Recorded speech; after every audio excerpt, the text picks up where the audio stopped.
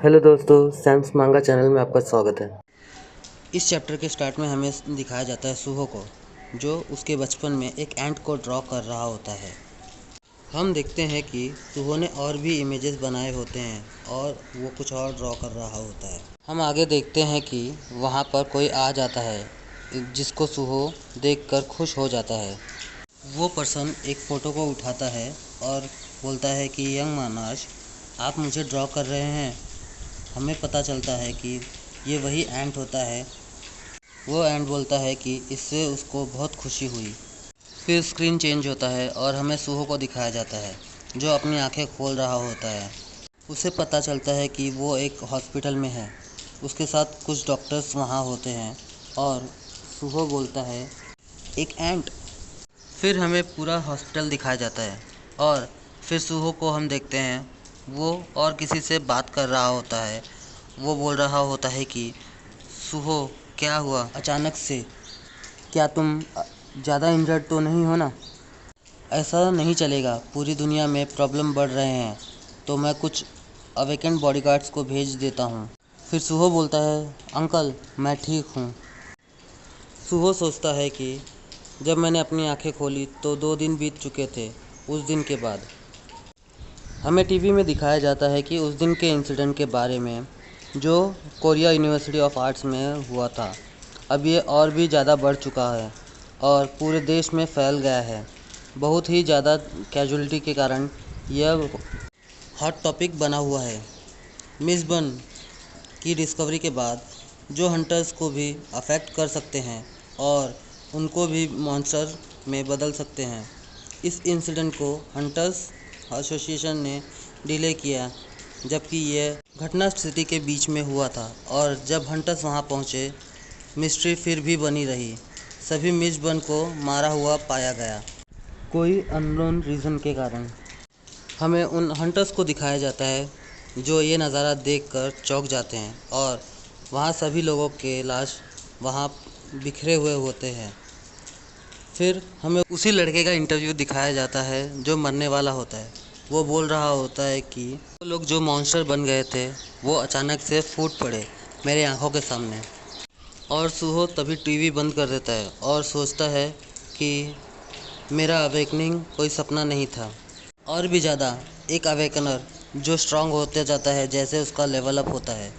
हमें सुहो का status window दिखाया जाता है, जो आप देख सकते हैं। सुहो बोलता है कि जहाँ तक मुझे लगा था, मुझे एक सी रैंक मिसबर्न ने काट दिया था, तो मैं बचा कैसे? तभी वहाँ से आवाज़ आती है, क्योंकि मैं बीरू उन सभी कचरों को ख़त्म कर दिया है। तभी सुहो के बेड के नीचे परछाई में दिखाते हैं। सुहो उस चीज़ को महसूस करता है और फिर वो चीज़ वहाँ से बाहर आती है और बोलती है, बहुत टाइम हो गया यंग मोनार्च मिले हुए। और उसकी आंखों से आंसू बह रहे होते हैं। फिर सुहो को पुरानी बातें याद आती हैं, जहाँ उसे कोई बोल रहा होता है कि यंग मोनार्च, आप इतने खूबसूरती से बड़े होंगे। मैं कुछ नहीं कर सकता, बस इमोशंस में बह सकता हूँ। सुहो बोलता है कि मेरी याददाश्त वापस आ रही है, जिसके बाद मैं इस एंड को जानता हूँ। जब मैं छोटा था तब यह उन काले क्रिएचर्स में से एक था जो मेरे साथ रहते थे। हमें उसके बचपन के सारे फ़ोटोज़ को दिखाया जाता है और सुहे बोलता है कि तब मैं इनको अब तक क्यों भूल गया था। बीरू बोलता है कि मैं बीरू डायमेंशंस क्रॉस किया है सिर्फ आपसे मिलने के लिए यंग मोनाश।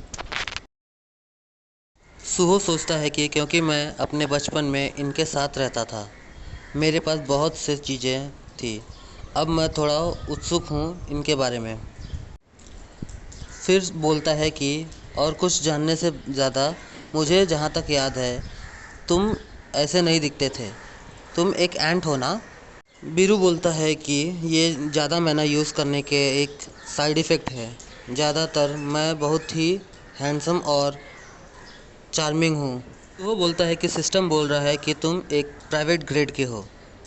बीरू बोलता है, प्राइवेट ग्रेड? मैं एक मार्शल ग्रेड का हूँ, तुम पागल सिस्टम। फिर सुहो अपने बेड से नीचे उतरता है और बोलता है कि कोई बात नहीं, वैसे मैं इतना अच्छा हो सका, ये सब तुम्हारे कारण, सही ना? बीरू बोलता है कि मैं ऐसा दिखता नहीं हूँ, पर बहुत स्किल्ड हीलर हूँ।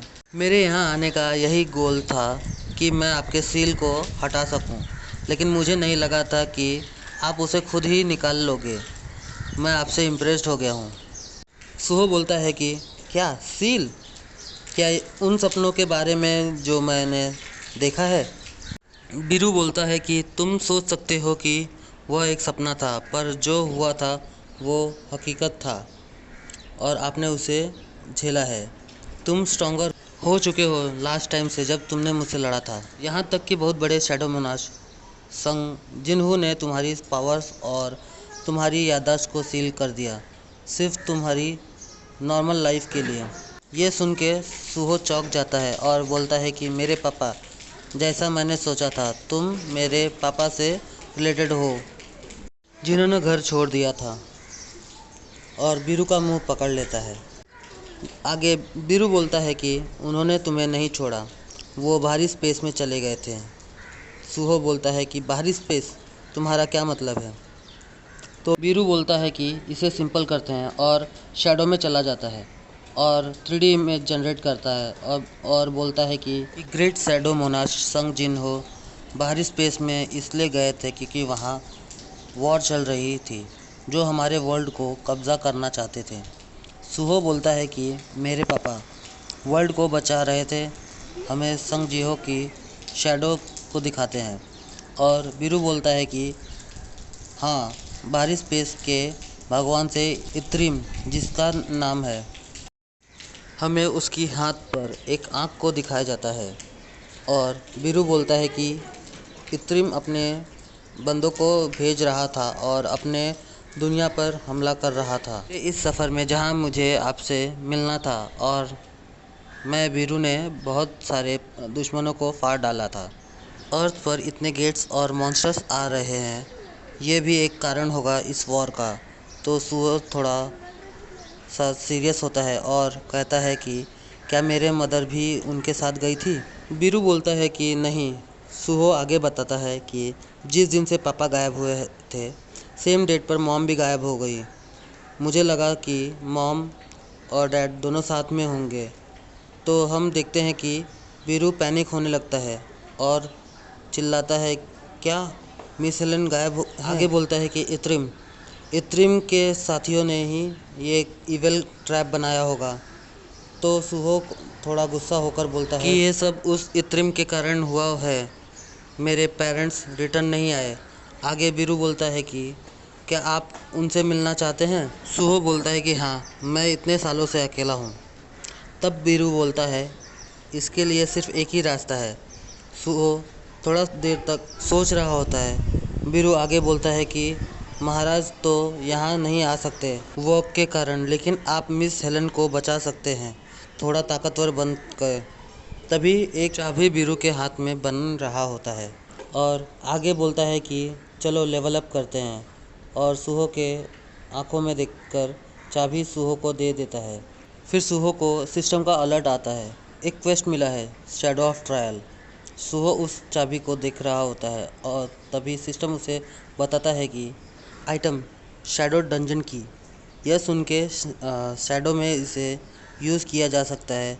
तो बीरू बोलता है कि आप अपने शैडो में चाबी लगाओ और सुहो भी वैसा करने लगता है और अपने शैडो की तरफ बढ़ने लगता है और चाबी लगा देता है। हम देखते हैं कि वहाँ पर एक पोर्टल खुल जाता है। तो बीरू बोलता है कि आगे चलो और हासिल करो जो ताकत आपका होना चाहिए था। हम देखते हैं कि सुहो वहाँ पर खड़ा होता है और शांत रहता है और बोलता है कि मुझे अभी भी बिलीव नहीं हो रहा कि बाहरी स्पेस, गॉड्स के साथ वॉर, ये शैडो किंग, ये सब कुछ नहीं है, बस फालतूगिरी है। पर फिर भी अगर मैं उन सब के फिर से मिल सकता हूँ सिर्फ स्ट्रांग होकर, तो मैं लेवल अप करूँगा जितना मैं कर सकता हूँ। हम देखते हैं कि सुहो अपने शर्ट के सारे बटन को खोल देता है और अपने स्लीव्स को ऊपर कर देता है। आगे हमें जिन्हो और मिस हेलन के पुरानी फ़ोटो दिखाई जाती है। और सुहो पूरा चमक रहा होता है मैना से। फिर बीरू सोचता है कि यहाँ आने से पहले की बात, जिन्हू के बीरू को ऑर्डर देता है कि बीरू तुम अर्थ पर जाओ और सुहो के सील को हटा दो। तो बीरू बोलता है कि क्या यंग मोनाज का सील? तो जिन्हू बोलता है हाँ, इत्रिम के हमला अर्थ पर भी चला गया होगा। तो वापस जाओ और सुहो की सील और पावर को रिटर्न करो और अर्थ को खुद ही प्रोटेक्ट करो। और आगे मैं तुम्हें अलाउ करता हूँ कि बाकी तुम अपने हिसाब से डिसीजन ले सकते हो, सिचुएशन के हिसाब से। तो बीरू बोलता है कि मेरे हिसाब से मैं सुहो के साइड में रहूँगा और उनको ग्रो होते देखूँगा। और हम देखते हैं कि सुहो पोर्टल में चला जाता है और हम देखते हैं कि वो पोर्टल वहाँ से गायब हो जाता है। सीन चेंज होता है और हमें सुहो को दिखाया जाता है, जो बीरू को बोलता है कि ये प्लेस मरे हुए की विलेज है, यहाँ कोई जिंदा कदम भी नहीं रख सकता आपके परमिशन के बिना। इसे बोलते हैं शैडो डंजन। हमें डंजन को दिखाया जाता है। सेंस मांगा चैनल को सब्सक्राइब करें, लाइक करें और बेल आइकन जरूर दबाएं अगले न्यू अपडेट्स के लिए, और शेयर करना ना भूलें आगे की स्टोरी नेक्स्ट एपिसोड में।